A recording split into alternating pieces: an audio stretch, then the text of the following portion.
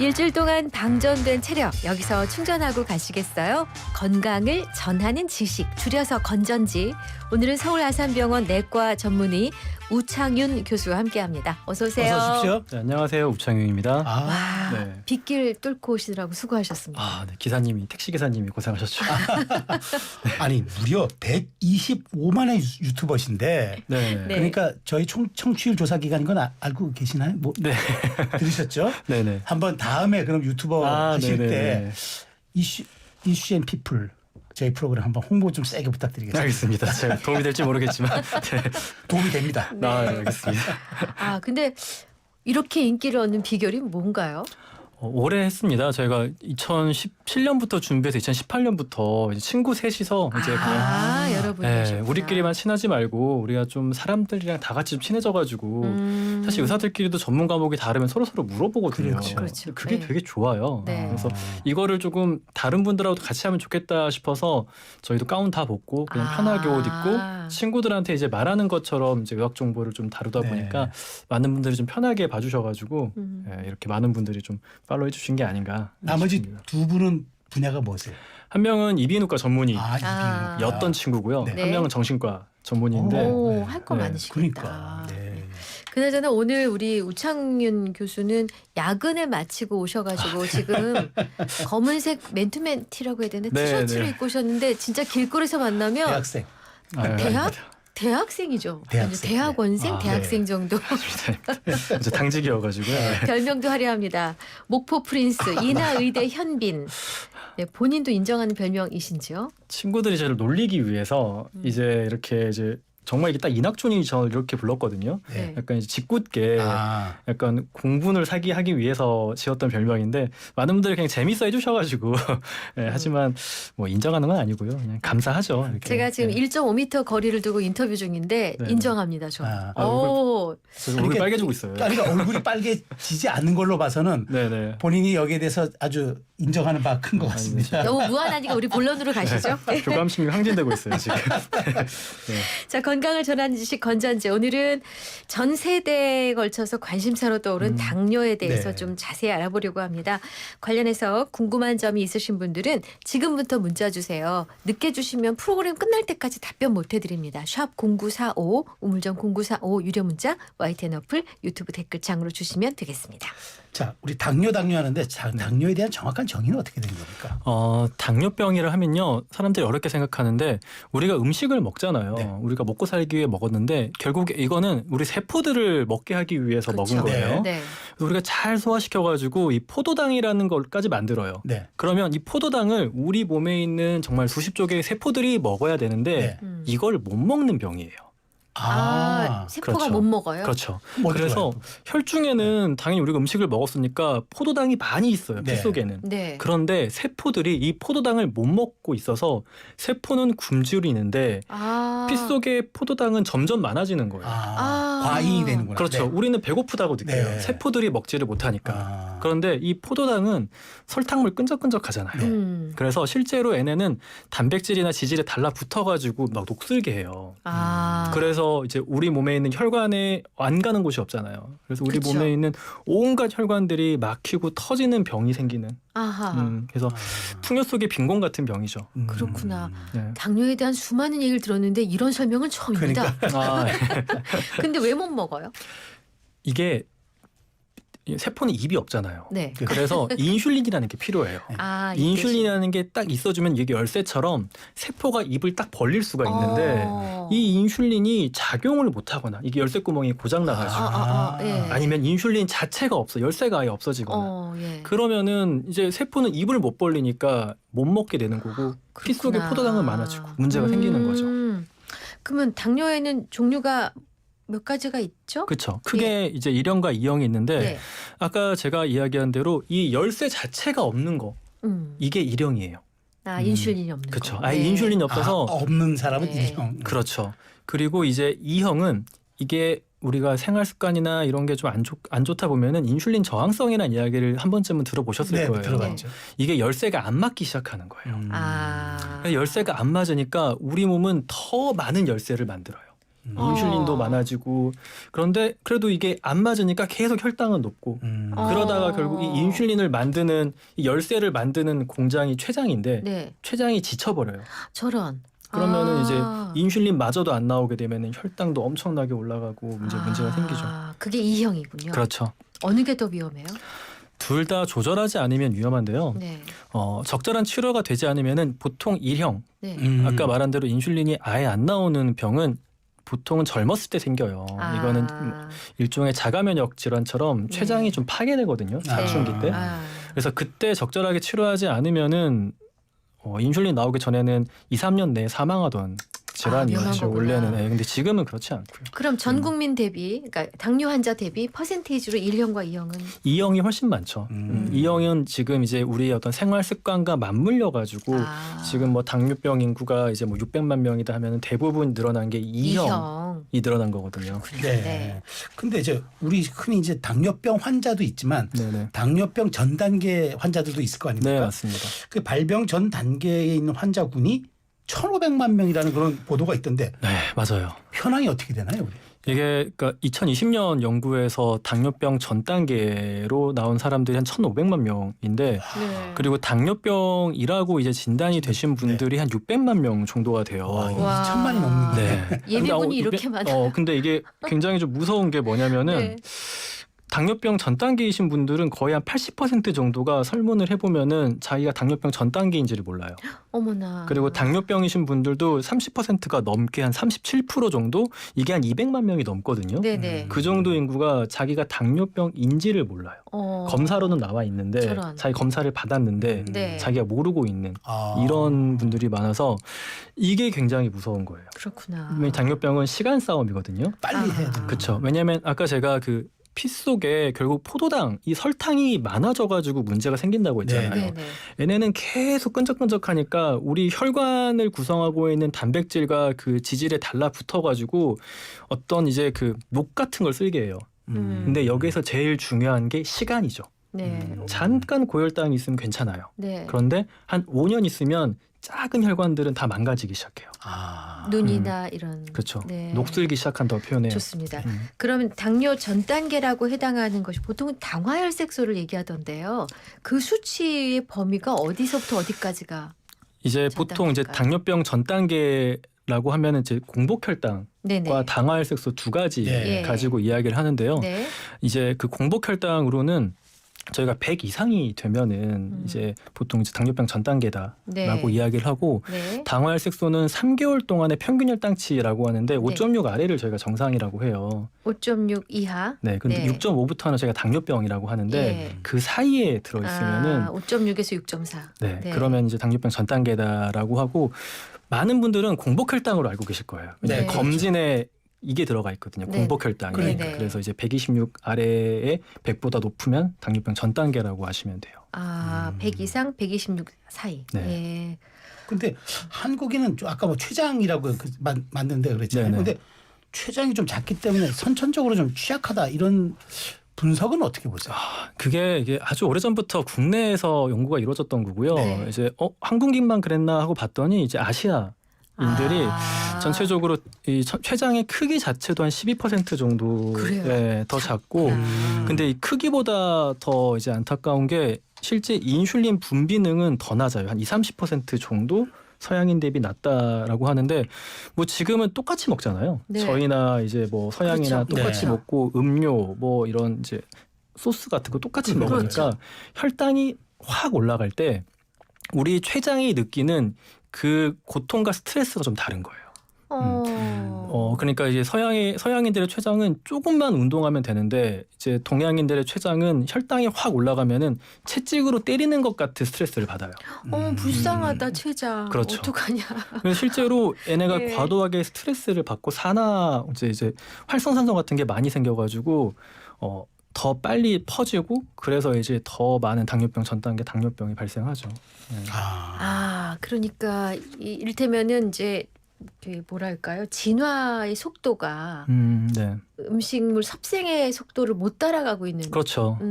이게 결국 한 100년 정도 만에 바뀐 양식이어서 이걸 예. 아직 우리 몸이 못 따라가고 있다 생각하시면 돼요. 그러면 원인이 뭡니까? 원인은?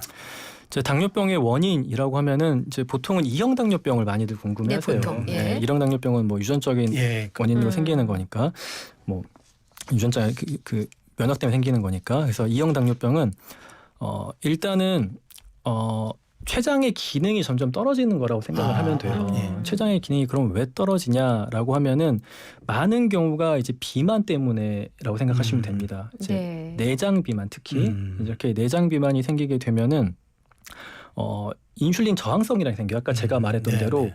이 열쇠 구멍에 이 열쇠가 안 맞아요. 자꾸 네. 인슐린을 그래서 자꾸 우리 몸은 세포가 굶주리게 되니까 인슐린을 더 만들라는 신호를 췌장한테 계속 보내요.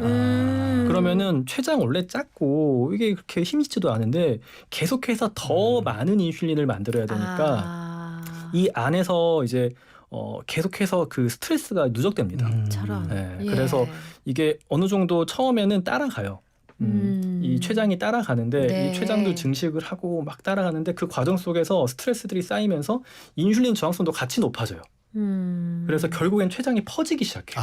어느 순간 이 네. 인슐린 저항성이 올라가는 거를 내 췌장이 못 따라가게 되면은 그때부터는 혈당이 미친 듯이 올라가기 시작하거든요.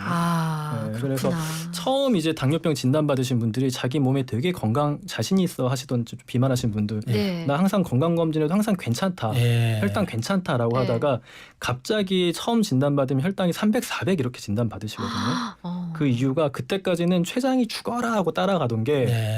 그 더 순간 이상. 퍼져버리면은 그때부터는 이제 당뇨병이 확 생겨버리는 거죠. 알겠습니다. 자, 건강을 전하는 지식 금요일에 만나는 이슈앤 피플의 하이라이트죠. 오늘 서울 아산병원 내과 전문의 우창윤 교수와 함께 당뇨에 대해서 알아보고 있는데요. 잠시 전하는 말씀 듣고 오겠습니다. 네, 이슈앤 피플 금요일 코너 건전지 건강을 전하는 지식 오늘 서울 아산병원 내과 전문의 우창윤 교수와 함께 당뇨 얘기 나누고 있습니다. 8141님이 질문을 주셨어요.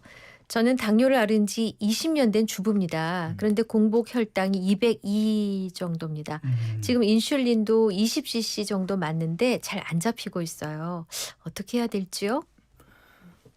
공복 혈당이 200이 넘으시면은 조절이 안 되시는 거예요. 아. 네, 조절이 안 되시는 거여서 근데 이제 인슐린을 어떻게 받으시는지 모르겠지만 인슐린 용량을 좀 조절을 해야 되고요. 아하. 하루에 한 번 맞는 것도 있지만 인슐린이 네. 이제 하루에 뭐 2번을 맞거나 네. 혹은 이제 4번을 맞거나 이제 다회 투약을 하는 방법도 있어요. 예. 그런데 일단은 이제 혈당을 한번 낮춰 가지고 이제 거기에서 좀 유지하시는 게 중요하거든요. 특히 나이가 젊으시다면은. 네. 그래서 인슐린 용량을 좀 조절하셔서 혈당 조절하셔야 됩니다. 지금. 네. 지금 당뇨를 앓은 지 20년 된 주부라는 말씀을 하셨으니까 그렇게 아주 젊으신 분은 아니실 거라는 네. 추측이 네. 가능하네요. 네. 자, 그리고 이제 혈당 스파이크가 문제다 이런 얘기들을 우리가 흔히 많이 듣거든요. 네네. 혈당 스파이크가 어떤 겁니까? 그러니까 혈당 스파이크는 의학적인 텀은 아니긴 해요. 네. 아니긴 하지만 굉장히 이제 직관적으로 딱 들어오잖아요. 네. 혈당이 스파이크처럼 확 올랐다가 확 떨어지는 거다. 생각이 딱 들어서 이제 네. 많이들 사용을 하고 있는데 네. 음료수 같은 걸 먹어서 네. 그래요. 음료수나 교수님, 이제 저기 잠깐 정제탄수화물. 의자를 좀만 올려주세요. 왜냐면 잘생긴 얼굴이 얼굴이 안 안 보인다고. 보인다고? 예, 알겠습니다. 네네. 그 음료수나 네. 이제 정제탄수화물을 먹게 되면은 네. 원래는 이게 세상에 없던 그렇죠 식재료예요. 맞아요. 특히 음료 같은 거는 우리 췌장은 약간 예측하고 인슐린을 내보내요. 네. 이 정도 각도로 혈당이 빨리 올라가면은 우리 몸의 주인이 진짜 많이 먹었나 보다 생각하고 인슐린을 이제 과다하게 분비하기 시작해요. 아하, 좀 예측을 해서. 네네. 그런데 이제 흡수는 굉장히 빨라서 혈당이 쫙 올라가는데 사실 그게 끝이죠. 그런데 네. 우리 몸은 인슐린을 엄청나게 분비해 버렸어요. 어허. 이 각도가 가파르니까. 그래가지고. 그러면은 얘가 정말 가파르게 떨어져요. 그리고 오히려 인슐린이 너무 과도해서 마지막에 그 음식을 먹기 전보다 살짝 더 떨어지기도 해요. 저런. 상대적 저혈당이라고 그러거든요. 예. 그런데 여기에서 두 가지 스트레스를 다 받는 거예요. 이렇게 인슐린 혈당이 확 올라갈 때는 췌장이 긴장해가지고 인슐린을 엄청나게 막 하겠죠. 네. 이게 엄청난 스트레스인데 네. 혈당이 또 급격하게 떨어지기 시작하죠. 네. 우리 몸에선 이것도 엄청난 스트레스예요. 그렇구나. 그게 스파이크구나. 그렇죠. 혈당이 떨어지면 교감신경을 막 활성화시켜야 돼요. 혈당 올리기 위해서. 그런 이중의 스트레스가 있어버리는 거죠. 그런 그래서 걸 그렇구나. 일으키는 음식이 혹시 주스 음료수. 같은 건가요? 네, 저희는 음료수는 일단 마시지 말라고 많은 이야기 어떡해. 들어요. 일단 아, 네, 음료 같은 뭐 음료수에는 뭐 그러면 뭐 탄산음료? 탄산음료, 그렇죠. 주스, 달달한 뭐 건 다. 가당이든 아, 무가당이든 네. 뭐 이제 아예 아메리카노 같은 건 괜찮고요. 네. 야채를 가는 것까지는 괜찮아요. 그런데 근데 이제 설탕 첨가물이 그 들어간 설탕 첨가물이 들어가거나 과일을 가면은 지금 과일들은 굉장히 달아요. 엄청 달아요. 옛날 네. 과일이랑 달라요. 네. 과일 많이 먹는 것도 심을 때 설탕을 뿌리나? 이거 저 수박 같은 거 저도 먹어보면은 깜짝 혈당 놀라- 막 180, 190까지 올라가요. 저도. 그렇구나. 그럼 제로라고 나오는 음료 있잖아요. 네네. 제로 음료. 제로는 혈당은 오르진 않아요. 네. 혈당은 오르진 않는데 원래 좀 비만했거나 음료를 평소에 많이 마시던 분들은 이 혀의 단맛은 뇌의 자극과 연결돼 있어요. 그런데 혀가 달면은 뇌가 기다리거든요. 이 혈당 스파이크의 자극을. 이게 안 들어오면은 음료를 마시고 있는데 뇌가 배고픔의 신호가 생겨요. 그래서 결국에는 먹는 총량이 늘어나는 방향으로 가게 돼요. 그렇구나. 비만했던 분들은. 네. 네. 좋습니다. 자, 7900님. 아내가 몇 년 전에 케톤산증으로 중환자실에 입원해 최근에 인슐린 및 당뇨 치료를 받고 있습니다. 부작용으로 시력 저하, 체중 저하, 의욕 저하 등 아내를 볼 때마다 안쓰럽습니다. 라고 주셨어요. 근데 질문을 하신 건 아닌데. 네네. 아이고. 이게 우리 몸이 인슐린을 아예 분비하지 못하게 되면은 네. 네. 포도당을 에너지로 전혀 사용하지를 못해요. 그러면 그래도 우리 몸은 살아야 되잖아요. 네. 그래서 하는 게 뭐냐면은 지방을 에너지로 사용하는 사이클을 엄청나게 급하게 돌려요. 네. 이제 그게 케톤체라는 건데 아, 이게 적정한 금식이 아니라 아예 인슐린이 안 나와버린 상태에서는 이 케톤체가 과도하게 생성되면서 몸이 산성이 돼버려요. 저런. 네, 그러면서 이제 의식 저하가 되고 아유, 혈압도 그런 떨어지고 경우가. 굉장히 힘든 거군요. 네, 위험할 수도 있어요. 알겠습니다. 자 근데 우리가 근데 이제 당뇨를 아까 제 환자들이 본인들이 잘 인식하지 못한다 그랬는데 네네. 그럼 우리가 그래도 검진에는 안 나타나더라도 초기 증상 같은 건 자각 증상 이런 건 없나요? 이게 첫 번째는 배예요. 배가 배둘레가 늘어나는 것. 네. 그래서 이제 그 보통은 30대 후반부터 그러니까 체중은 그대로이더라도 배가 늘어나기 시작해서 남자 복부둘레 90cm, 여자 복부둘레 85cm 이상이다. 그러면은 좀 긴장을 하셔야 돼요. 긴장을 해야 돼. 저는 그럼 바짝 긴장을 해야 되겠네. 하시는 게 좋습니다. 네. 그리고 두 번째는 건강검진에서 나오는 그 공복혈당 장애. 그러니까 당뇨병 전 단계라고 하는 게 네. 건강검진에서 나오면은 거기에서 뭐 그냥 의사 네. 이야기 한번 해보세요 정도만 있으니까 한 80%가 자기가 이거였다는 것도 인지를 못하고 살아요 지금 사람들이. 그래서 만약에 그게 있다면은 한번 병원 한번 가보시고 좀 자기 생활을 내가 잘 자나 잘 먹나 잘 움직이나 이 세 가지를 한번 보셔야 됩니다. 그러면 당뇨병 전 단계 증상은요? 그러니까 당뇨병 전 단계 증상이 제가 이야기했던 이제 그 배가 나오고 네. 네네. 그 이제 건강검진에서 공복혈당 장애가 네. 있는 거고요. 네. 당뇨병의 증상이다라고 한다면은 당뇨병은 이제 실제로 혈당이 이제 올라가 있는 상태고 네. 특히 이제 혈당이 매우 높이 올라가는 그런 이제 상태다 그러면 일단 소변을 되게 많이 봐요. 다 뇨가 생겨요. 그리고 소변을 많이 보니까 당연히 갈증이 나죠. 당뇨의 네, 다 갈증. 갈증이 그래서 나서. 어른들이 소갈증이라는 네. 얘기를 그러니까. 쓰셨군요. 그리고 많이 먹어요. 아까 말했죠. 이 결국에 우리 몸의 세포들 식사를 한 게 아니에요. 계속 굶고 있어요. 우리 몸의 세포들은. 개들은 굶는데. 그렇죠. 음. 그래서 살이 빠지면서 계속 배가 고파요. 당뇨병에 걸리신 분들은. 그렇구나. 네. 근데 당뇨병은 사실 그 병 자체보다 합병증이 더 무섭다고 다들 얘기하세요. 그렇죠. 어떤 병들을 불러올 수 있습니까? 정말 무서워요. 그래서 네. 이게 우리 몸에 진짜 이 피가 안 가는 곳이 없잖아요. 그렇죠. 혈관이 안 가는 곳이 없는데 그 모든 혈관이 동시에 녹이 슬기 시작한다고 생각하시면 돼요. 네. 이게 시간이 지나면서 한 5년 정도가 지났다. 내가 관리 안 하고. 네. 그러면은 아주 얇은 혈관들은 이제 녹이 슬어서 터지기 시작해요. 수도관 터지는 것처럼. 네. 그게 처음에 이제 눈, 콩팥, 그리고 신경.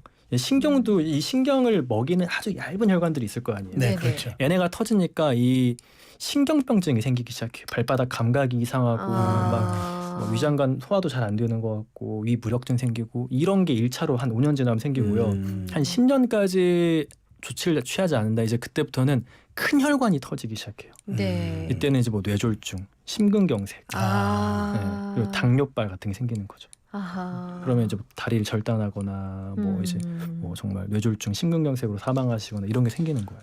근데 치료 잘하면은 초기 잡아서 잘하면 완치도 되나요? 저희가 이제 관해라고 표현을 하거든요. 관해? 네, 관해라는 거는 일단 당뇨병을 가장 처음에 이제 최대한 빠르게 발견을 해가지고 적절하게 하면은 약을 쓰지 않고도 정상 혈당을 유지하는 걸 저희가 관해라고 해요. 네. 근데 관해라고 하는 이유는 이분들은 다시 생활의 그 세축, 뭐 수면과 활동과 먹는 게 흐트러지면은 다시 돌아갈 가능성이 높기 때문에 네. 뭐 폐렴이 나았다 이건 완치죠. 네. 근데 당뇨병 같은 거는 언제든지 흐트러지면 다시 돌아갈 수 있어서 저희가 관해라는 흐트러지면 표현을 다시 나온다. 씁니다. 네. 그렇군요. 그럼 이건 당뇨로 가는 급행 열차다. 이것만 하지 마라. 이것만은 아까 그 음료 얘기 하셨으니까 네. 먹지 마라 빼고요. 어떤 하지 마라와 해라를 또 같이 하셔야 될 것 같아요. 하지 마라는 네. 하지 마라는 해라가 붙어 있어요. 사실. 그렇겠죠. 하지 네. 마라가 밥 먹고 바로 주무시지 마세요. 이게 정말 위험해요. 네, 밥 먹으면은 약간 졸립니다. 그렇죠. 당연히 나른하죠. 그렇죠. 이 네네. 위장관으로 피가 몰리니까 이 뇌로 가는 피가 약간 줄어들어가지고 살짝 졸음이 와요. 네. 그런데 이때 만약에 눕게 누워서 자게 되면 어떤 일이 생기냐? 우리의 혈중 포도당이 확 올라가요 식후에. 그럼 에네가 갈 수 있는 곳은 지방 아니면 근육이거든요. 네. 네. 그런데 우리가 자게 되면은 그냥 앉아 있는 것보다 훨씬 더 근육의 톤이 아예 풀어져요. 그렇죠. 그러면은 그 포도당이 갈 수 있는 곳이 이제 지방밖에 없어요. 그럼 근육에 긴장이 있을 때 더 잘 갑니까? 제일 좋은 건 걷거나 활동을 하면은 근데 쫙쫙 그렇죠. 바로 아. 바로 가는구나. 바로 근육으로 그러니까 우리 먹은 에너지가 어디로 배치되느냐가 중요해요. 네. 누워서 자게 되면은 이게 배치되는 곳은 뭐 내장 지방이나 뭐 간 지방이나 이런 데로 배치가 돼요. 네. 그래서 절대 밥 먹고 바로 누워 주무시지 마시라라는 거고 반대로 밥 먹고 걸으시는 게 우리가 쓸 수 있는 것 중에 가장 효율적인 투자예요. 몇 분 미니멈, 그러니까 최소. 2-30분 정도는 걸으시면 제일 좋다. 30분 정도. 예. 직장인들이 사실 그건 어렵고요. 뭐, 근데 최소 2분 이상만 걸어도 아예 걷지 않는 것보다는 혈당 개선에 훨씬 더 좋다라는 연구들도 있어요. 그래서 최소 2분. 그러니까 2분이라는 건 이분 사실 금세요. 이거는 뭐 그래서 금세요. 이건 정말 달라요. 네. 이게 에너지가 어디에 배치되느냐. 이게 일단 네. 지방으로 배치되면요. 네. 그거를 꺼내 쓰는 거는 굉장히 다양한 신호들이 필요하거든요. 네. 그래서 애시당초 근육으로 보내줘야 가장 좋죠. 네. 여기 저희 YTN 저희가 8층에 라디오 스튜디오가 있는데 네네. 1층에서 엘리베이터 여럿이 같이 타잖아요. 네네. 2층 누르고 3층 누르고 4층 누르고 그러시는 젊은 분들이 계세요. 마음속으로는 쯧쯧하는데 네, 다 그냥 2층이나 3층 정도는 걸어가면 딱 요거 그렇죠, 해결되겠는데요. 그렇죠. 네, 가장 좋죠. 자, 근데 아까 혈당 스파이크 아까 지적해 네. 주셨잖아요. 네. 근데 이제 이러다 보니까 혈당 스파이크 낮추는 방법 해가지고 식이요법 같은 것들 네네네. 유튜브 같은데 뭐 이렇게 많이 보이던데 네. 네네. 그러면 그 진짜 방법 권유해 주실 방법이 있다면 네, 그 식이섬유나 단백질 먼저 먹는 거. 이거는 실제로 효과가 좀 있어요. 식이섬유나 단백질. 네, 그러니까 식사할 때 그 순서를 바꾸는 건데요. 아. 순서를 바꾸는 것만으로도 잘 하시면은 한 20-30% 정도는 혈당 스파이크를 그래요? 낮출 수가 있어요. 어떻게 순서 바꾸는 게 좋습니까? 예를 들어 권장. 먼저 일단 나오면은 뭐 거의 대부분 샐러드나 야채류가 좀 있어요. 네. 네. 뭐 해조류가 있거나 네. 저는 그런 거 항상 먼저 먹어요. 먼저. 그런 걸 먼저 먹고 이제 고기 반찬 같은 거 있으면 고기나 두부 먼저 먹고 먼저 네. 먹고. 그런 다음에 이제 밥이랑 같이 먹으면 식사를 시작합니다. 아. 근데 이게 왜 그러냐면은 처음 들어간 것들이 위에서 소장으로 넘어가는 속도를 좀 결정을 해요. 아하. 여기서 좀 보내주는 거를. 예. 그래서 전체적인 이후에 먹었던 이 탄수화물들도 좀 천천히 내려가게 돼요. 그렇군요. 네, 그래서 섬유질이 더 느린가 보죠. 단백질도. 네, 섬유질과 단백질이 그러니까 섬유질은 일단 좀 벌키를 만들어주고 물이랑 합쳐져가지고 얘네는 우리가 이제 포도당 탄수화물을 먹어도 얘네를 좀 포합해줘요. 식이섬유는 좀 포합을 해주는 거고 네. 단백질과 지방은 위가 소장으로 내려가는 시간을 늘려주고 아하. 이 두 가지 작용이 그래서 있어요. 그걸 통해서 탄수화물의 흡수를 같이 더디게 해주는 그렇죠. 게 좋다. 최대한 늦게 그렇죠. 해주는구나. 그러면 네. 포만감도 있으니까 양도 좀 줄어들어요. 그렇죠. 양도 줄어들어요. 우리나라 쌀이 남아 돈다는 이거 어떡하지? 갑자기 그 걱정이 드는. 먹고 걸으시면 돼요. 근데 또 먹고 걸으시면 됩니다. 네. 자, 마지막 질문 될 것 같은데. 네네네. 자, 당뇨에는 이걸 챙겨 먹으면 좋다. 또 제가 묻고 싶고 그다음에 이거는 절대 안 돼. 그래서 나눠주신다면. 챙겨 드시면은 먹는 거. 예. 좋은 거는 저는 이제 생각보다 우리나라 사람들이 식이섬유를 잘 안 먹거든요. 채소. 네, 25g의 식이섬유, 특히 당뇨병 환자들한테 저는 쌈 정말 추천해요. 근데 쌈 중에서도 이게 그 깻잎쌈 진짜 좋거든요. 예. 그래요. 깻잎 안에 들어있는 여러 미량 영양소들이 되게 좋아요. 예. 그리고 또 케일. 케일. 두 가지. 네. 왜냐하면 케일은 식이섬유의 그 밀도가 굉장히 높아요. 아하. 상추의 한 4배에서 10배 정도 밀도가 높아서 네. 그래서 이 상추쌈이나 케일쌈 케일쌈. 네, 해 드시는 거 정말 좋다. 그리고 물 많이 드셔라. 물. 네, 네. 이 추천드리고 깻잎, 케일. 네, 절대 좀 하지 마라. 가 아까 음료류. 음료. 네, 음료류는 진짜 이게 그리고 과일을 많이 드시는 분들이 많아요. 네. 특히 이제 좋은 줄 가을이니까. 알고, 예. 네, 근데 적당량을 드시는 건 적당량. 좋아요. 네. 과일은 적당량. 그리고 당뇨 있으신 분들은 차라리 식후에 과일을 드시는 게 좋아요. 식후 과일. 왜냐하면 흡수를 좀 늦출 수가 있어서. 아하. 그러니까 과일 주스도 너무 빨리 들어가니까 좀 그렇죠. 자제하는 게 그러니까. 좋다. 네네. 알겠습니다. 정말 여쭤볼 건 많은데 시간 아산병원이 축하하네요. 너무 오셔야 돼요, 그러니까 아산병원이 멀어가지고 다음에 한번 기회를 더 주시면 네. 좋겠습니다. 네. 건강을 전하는 지식 건전지 서울 아산병원 내과 전문의 우창윤 교수와 함께했습니다. 나와주셔서 고맙습니다. 잘 들었습니다. 감사합니다.